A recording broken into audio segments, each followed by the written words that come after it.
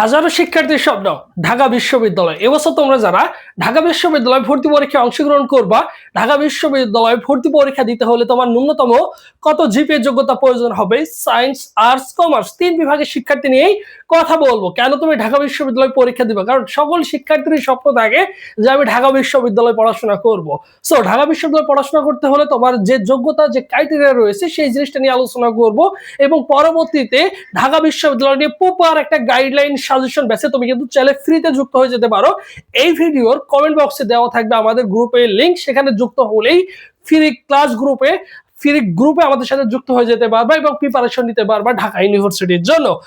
Just কি করবে, এই ভিডিওর কমেন্ট বক্সে পিন কমেন্ট করা থাকবে। আর অবশ্যই ভাইদের ইউটিউব চ্যানেলটি সাবস্ক্রাইব করে রাখবা, তাহলে বাংলাদেশের যতগুলো পাবলিক ইউনিভার্সিটি রয়েছে, যেহেতু এই সেক্টরটা নিয়ে মূলত 5 থেকে 6 বছর কাজ করছি, সো ডেফিনেটলি ভালো একটা গাইডলাইন পাবা। ঠিক আছে, এখন দেখো ঢাকা বিশ্ববিদ্যালয় ভর্তি পরীক্ষা 2027, এবছর 2027 তুমি কি করবা? ঢাকা বিশ্ববিদ্যালয় পরীক্ষা দিবা।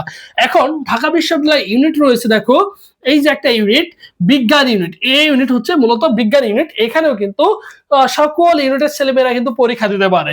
এখানে দেখো এইচএসসি তে আলাদাভাবে মিনিমাম তোমার সায়েন্সের শিক্ষার্থীদের ক্ষেত্রে 3.50 থাকতে হবে। মিনিমাম তোমার এসএসসি তে 3.50, এইচএসসি তে 3.50। এখন বলতে পারো যে ভাইয়া এখানে এইচএসসি মিলে আপনি তো 3.5 লিখেছেন। না ভাই, এখানে তোমার হচ্ছে 3.50 প্লাস, এখানে তোমার হচ্ছে 3.50 করে টোটাল। আবার দেখো তোমার এখানে লিখে রেখেছি মোট 8। এখন বলতে পারো যে ভাইয়া 3, 3.5 কথা হয়, 7 হয়, 8 তো হয় না। এটা হচ্ছে সর্বনিম্ন রিকমেন্ড, মানে এর নিচে পেলে তুমি কিন্তু আবেদন করতে পারবা না। এক কথায় সর্বনিম্ন রিকমেন্ড হচ্ছে 3.5 তোমার দুইটাতেই থাকতে হবে এবং সর্বসাকুল্য 8 থাকলে তুমি কিন্তু ঢাকা বিশ্ববিদ্যালয়ে ইউনিটে পরীক্ষা দিতে পারবা।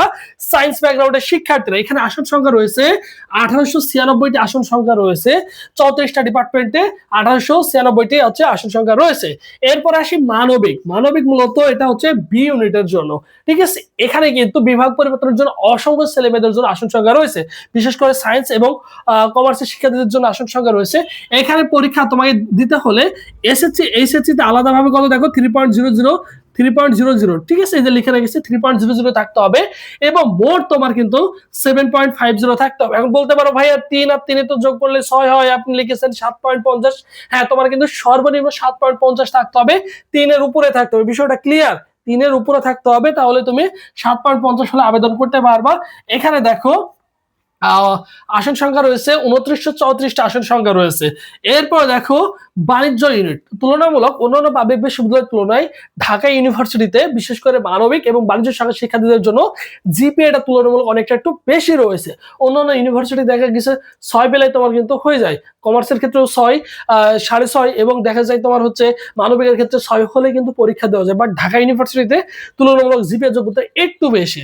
ঠিক আছে, এরপর দেখো বাণিজ্য সি ইউনিট বাণিজ্য, এসএসসি এবং এইচএসসি তে আলাদাভাবে 3 থাকতে হবে। টোটাল সেম তাই 7.50 থাকতে হবে সর্বনিম্ন, এই 3 করে থাকতেই হবে। এর চেয়ে বেশি পেয়ে তোমাকে কি করতে হবে? 7.50। আসন সংখ্যা রয়েছে দেখো 1050টি। এরপরে আসি চ ইউনিট, চারুকলা ইউনিট, ইউনিট। এখানে এইচএসসি তে আলাদাভাবে তোমার 3.00 থাকতে হবে। মোট তোমার হচ্ছে সায়েন্স, আর্টস, কমার্সের জন্য 6.50, মানে 6.50 হলেই তুমি কিন্তু এখানে আবেদন করতে পারবা। এখানে আসন সংখ্যা রয়েছে 130টি ইউনিটের চারুকলা অনুষদে।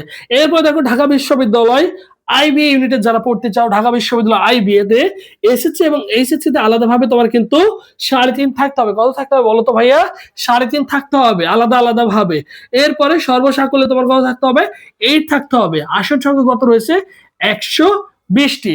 অবশ্যই কি করবো, ভাইদের ইউটিউব চ্যানেল সাবস্ক্রাইব করে রাখবা, তাহলে প্রত্যেকটা ইউনিভার্সিটির এইভাবে প্রপার একটা গাইডলাইন পাবা। ফ্রি গ্রুপে যুক্ত হয়ে থাকলে সেখানে কিন্তু প্রপার ক্লাস পাবা, গাইডলাইন পাবা, আমাদের সাজেশন গুলো পাবা। এগুলো ফলো করতে পারলে ডেফিনেটলি যে কোনো পাবলিক ইউনিভার্সিটিতে টপ করা সম্ভব। এবং পাশের সাল দেখো, ন্যূনতম পাশের সাল, যেহেতু ঢাকা বিশ্ববিদ্যালয় সেকেন্ড টাইম নেই, যদি এবছর রাখে তাহলে তোমাদের জন্য ভালো সুখবর। এখানে পাশের সাল এইচএসসি 2026 হতে হবে, তোমরা যারা রানিং পরীক্ষা দিচ্ছ। আর এইচএসসি দেখো 2021, 2022, 2023, 2024, এই 4 সালের মধ্যে তুমি যদি এসএসসি পাস করে থাকো আর এইচএসসি তোমার 2026 হয়ে থাকে, তাহলে তুমি নিঃসন্দেহে পরীক্ষা দিতে পারবা। ঠিক আছে, এই 27 বছর শিক্ষার্থী আর আমাদের ফ্রি গ্রুপে যুক্ত হতে চাইলে অবশ্যই কি করবা? এই ভিডিওর কমেন্ট বক্সে লিংক থাকবে। এবং আরেকটি কথা বলি, সবুজ স্যার লিখে এই নামটা লিখে ফেসবুক অপশনে সার্চ করলে আমাদের অফিসিয়াল ফেসবুক পেজ পেয়ে যাবা। এই পেজে এসএমএস করলে ভাই তোমাকে রেসপন্স করবে। যে কোনো প্রবলেম ফেস করলে অবশ্যই ভাইদের সাথে যোগাযোগ করবা, ঠিক আছে? এটা হচ্ছে আমাদের অফিসিয়াল ফেসবুক পেজ। এই পেজে দেখবা যে প্রত্যেকটা ইউনিভার্সিটি নিয়ে সবসময় আপডেট তোমাদের কিন্তু প্রোভাইড করা হচ্ছে। তো সবাই ভালো থাকো, সুস্থ থাকো। পরবর্তীতে আবার তোমাদের সাথে দেখা হচ্ছে। আল্লাহ হাফেজ।